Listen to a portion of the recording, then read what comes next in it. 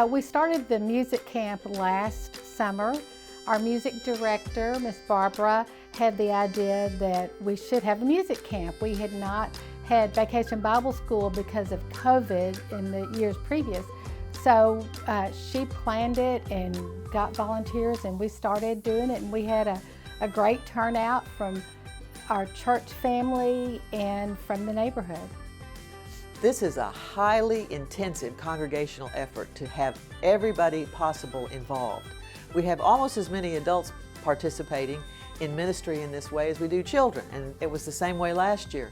And people who aren't actually in the building are actively praying for this ministry, this week of music camp, to support us. So we have adults who range in age from, well, there's a young fella who's 23, all the way up to over 80. In fact, 3 of our members were over 80, helping with games and snacks and music. And so it's an all-age experience here at St. Paul United Methodist Church.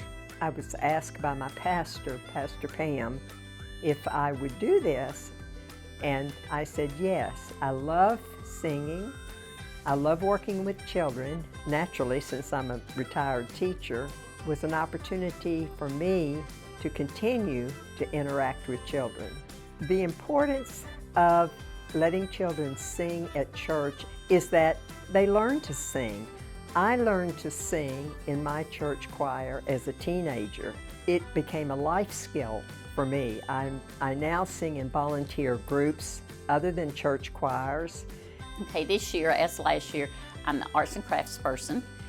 Again, we wanted it to be an activity that coordinated with the other things that they were doing. So this year, given the fact that we are focusing on music from around the world, each day we have focused on a different continent.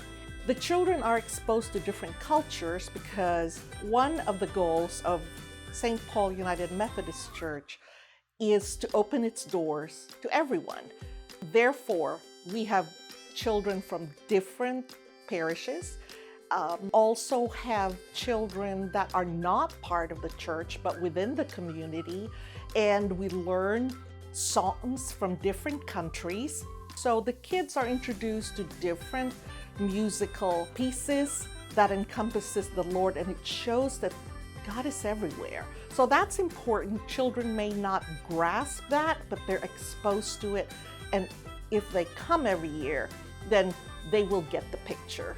I've been working with them with the handbells and exposing them to the organ and the hand chimes as well. Some of them have never been exposed to handbells or hand chimes before, but we wanted their parents to sort of see that they had been exposed to them and they did learn a little something about them. So at the end, we're going to perform for everybody what we've been working on this week. I think the main thing for us to understand about our music camp is we don't have to be a large church to have a large impact. You don't have to do a music camp the way we do it, but if you want to do a camp that reaches your children and helps your adults, then just look around and see what you have and what you're good at doing.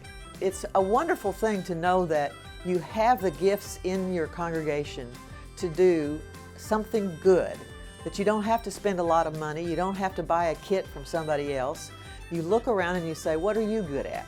And I think that's what you have to do. In ministry today, we have to be flexible to meet the needs of the children that we have with the resources that we have. And I am so grateful that St. Paul United Methodist Church knows that it has been entrusted in order to serve Christ in this way.